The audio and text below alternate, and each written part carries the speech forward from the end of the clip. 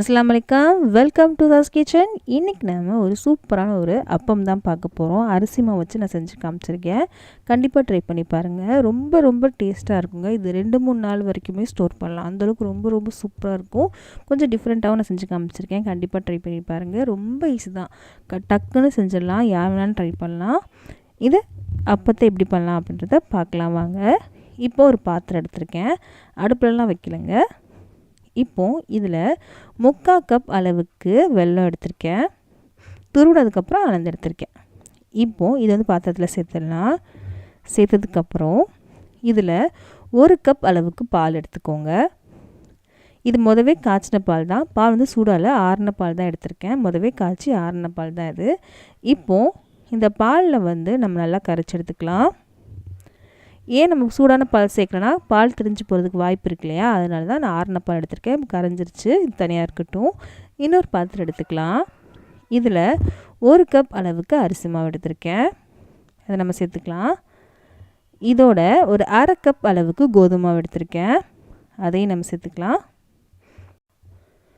நான் இன்றைக்கி கோதுமை மாவு எடுத்திருக்கேன் இல்லையா, நீங்கள் இதுக்கு பதில் மைதா கூட எடுத்துக்கலாம். 1/2 கப் மைதா கூட எடுத்துக்கலாம். அது உங்கள் விருப்பம் தான். இதோட நம்ம இன்றைக்கி ஏலக்காய் தூள் எடுத்துக்க போகிறோம். 1 டீஸ்பூன் அளவுக்கு ஏலக்காய் தூள் எடுத்திருக்கேன். அதையும் நம்ம சேர்த்துக்கலாம். இதோட 1 டீஸ்பூன் அளவுக்கு நம்ம இன்றைக்கி ஆப்பசூடம் எடுத்திருக்கேன். அதையும் நம்ம சேர்த்துக்கலாம். 1 டீஸ்பூன்னா 3 சிட்டிக்குங்க. இது எல்லாத்தையும் முதல்ல நல்லா கலந்து விட்டுடலாம்.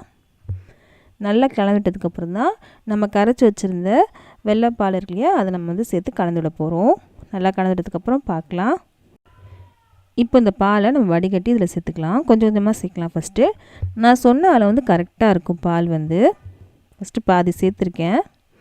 இப்போ நல்லா கலந்து விடலாம். இதை நீங்கள் பாலுக்கு பதில் தண்ணி கூட எடுக்கலாம். பால் சேர்த்திங்கன்னா டேஸ்ட் நல்லாயிருக்கும். இப்போ நல்லா கலந்து விடலாம். ரொம்ப திக்காக இருக்கு இல்லையா, மிச்ச பாலையும் நம்ம சேர்த்துடலாம். ஒருவேளை இந்த பேட்டரி கொஞ்சம் தண்ணியான மாதிரி ஆயிடுச்சுன்னா இன்னும் கொஞ்சம் அரிசி மாவு சேர்த்துக்கலாம். ரொம்ப திக்காக இருந்துச்சுன்னா கொஞ்சமாக பால் சேர்த்துக்கோங்க.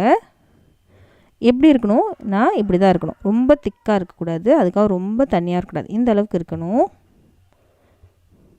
இப்படி எடுத்திங்கன்னா ரிப்பன் மாதிரி விழுகணும். அதுதான் கரெக்டான பதம். இப்போ இதில் நான் கொஞ்சம் நட்ஸ் சேர்க்க போகிறேன். நான் முந்திரியை மட்டும் சின்ன சின்னதாக கட் பண்ணி வச்சுருக்கேன். அதை நம்ம சேர்த்துக்கிறோம். நீங்கள் முந்திரி பதில் தேங்காய் சின்ன சின்னதாக கட் பண்ணி சேர்த்துக்கலாம். உங்களுக்கு எது விருப்பமோ அதை சேர்த்துக்கலாம். இல்லை நட்ஸு சேர்க்காம கூட இருக்கலாம். அது உங்கள் விருப்பம் தான். இப்போ பேட்டர் நமக்கு ரெடி ஆயிடுச்சு. இப்போது கரண்டியால் எடுத்தீங்க அப்படின்னா மாவு பாருங்கள் திக்காக இருக்குது. ஒரு ரிப்பன் மாதிரி விழுகுது பாருங்கள். இந்த மாதிரி தான் இருக்கணும். இந்த அளவுக்கு மாவு திக்காக இருக்கணும். இது மேலே தண்ணியாக இருக்கக்கூடாது, இதுக்கு மேலே திக்காகவும் இருக்கக்கூடாது. இதுதான் கரெக்டான பதம். அப்போ தான் எண்ணெயில் போட்டு பொரிக்கும்போது கரெக்டாக வரும். இப்போ பாத்திரம் எண்ணெய் சூடு பண்ண வச்சுட்டேன். ஒரு கரண்டி மாவு எடுத்து இந்த மாதிரி சேர்த்துக்கோங்க. ஒரே பக்கமாக சேர்த்துக்கோங்க. அதுவே நல்லா மேலே எலும்பி வரும். அது வரைக்கும் நம்ம தொடவே வேண்டாம். பாருங்கள், அது பார்க்கும்போது தெரியும் நினைக்கிறேன். நான் எதுவுமே கட் பண்ணாமே காமிச்சிருக்கேன். அதுவே நல்லா மேலே எலும்பி வந்துச்சு பாருங்கள். இது நல்லா மேலே எலும்பு வந்ததுக்கப்புறம் தான் நம்ம அடுத்ததே சேர்க்கணும். அப்போ தான் உன்னோட ஒட்டாது, உங்களுக்கு கரெக்டாகவும் இருக்கும். நான் ஃபுல்லுமே காமிச்சிருக்கேன், கட் பண்ணாமே காமிச்சிருக்கேன். நம்ம செகண்டு சேர்த்து பாருங்கள், நல்லா உப்பிட்டு வந்துருச்சு. நான் ஃபஸ்ட்டு இது நல்லாவே கலர் வந்துருச்சு.